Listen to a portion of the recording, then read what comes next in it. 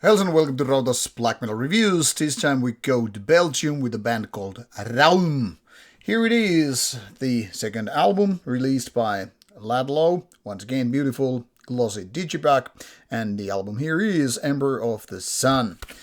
This is what it is. When we take a look at it, it's three-folding digipack, glossy as said, meaning it's gonna take a little bit of these reflections here when I'm showing you. The packaging comes with nice colors, nice design, a little bit brown and black, a little bit golden touch maybe.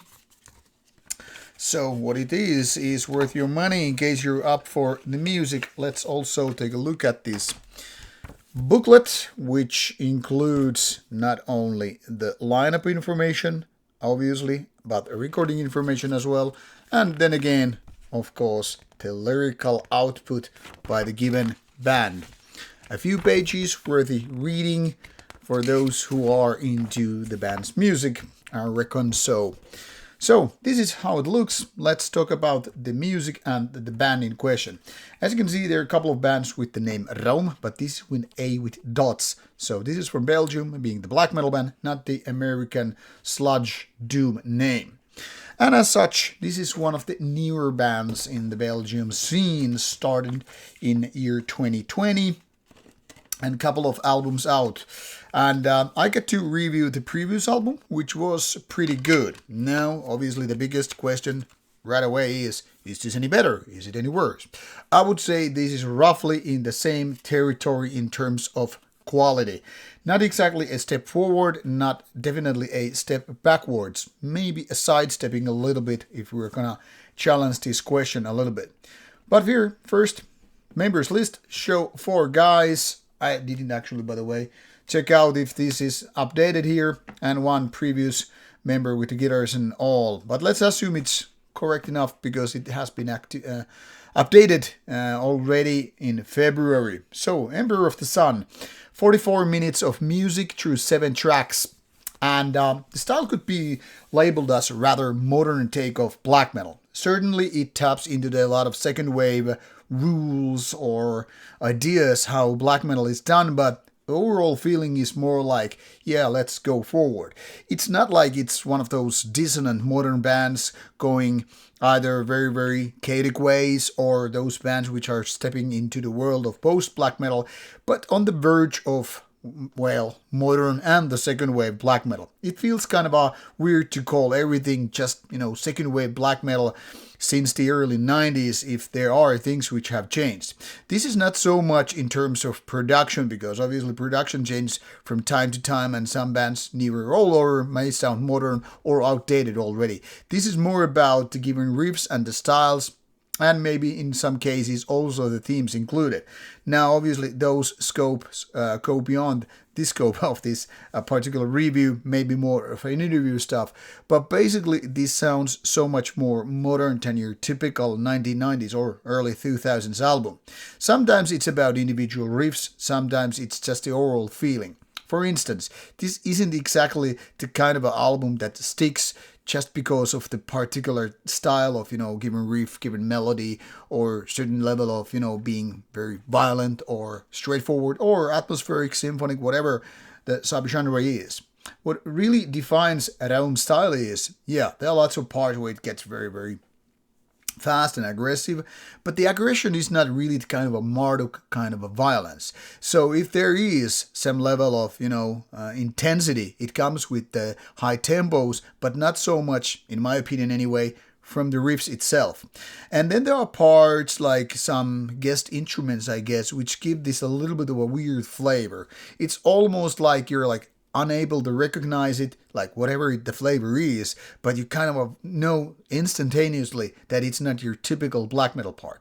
These are only, glimpses of these tastes here and there, so it's not like they're defining things as such. What is also worth noting that this is a little bit on the lengthier side when it comes to the songwriting side. So as you can see, maybe these are around 7 minutes mark.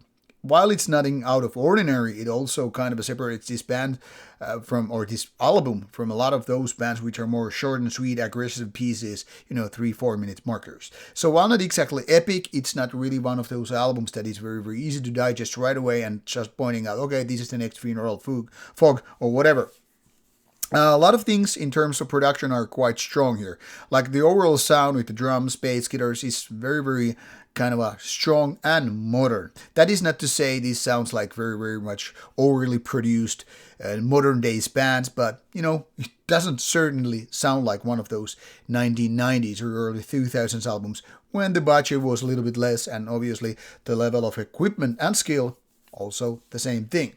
Vocals, however, are very, very aggressive, somewhat raw and grim, and I really like them, but it's almost like they're from a different band, meaning they are more ravenous versus the rest of the output on the album. It's not like they don't fit together, it's just maybe more the kind of a separation you might notice. I mean, there are lots of bands which go for the softer style, and by instantaneously or subconsciously, they're like, okay, I cannot, tone down the vocal style to a less aggressive style when the music isn't exactly that.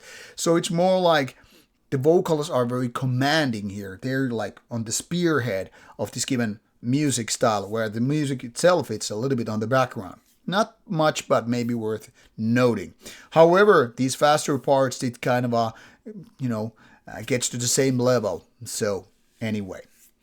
But when it comes to the individual riffs and melodies or parts of the given album, I would say this kind of lacks the so-called hit parts, the ones that kind of stick in your brain automatically because they're just so good and easy to remember.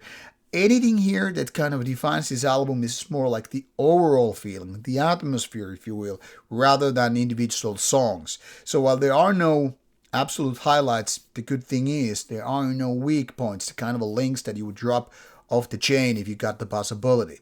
So, to summarize it all, I would say this is not so much a next level Räum release, but more like a natural successor to the first album. The question obviously is, will there be another 2 years when the next album comes out, and will it be something different, something out of ordinary, because so often bands after 2 albums go for something different, and it's gonna be either a disappointment or a step forward where the whole train moves once again.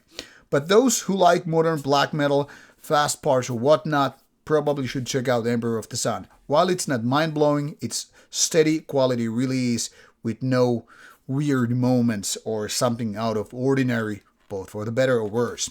So, been out since February 21st in 2025. You should have this available in a store or distro near you if they're stocking black metal in the first place. Links are provided for your listening pleasure in the description box. Off you go.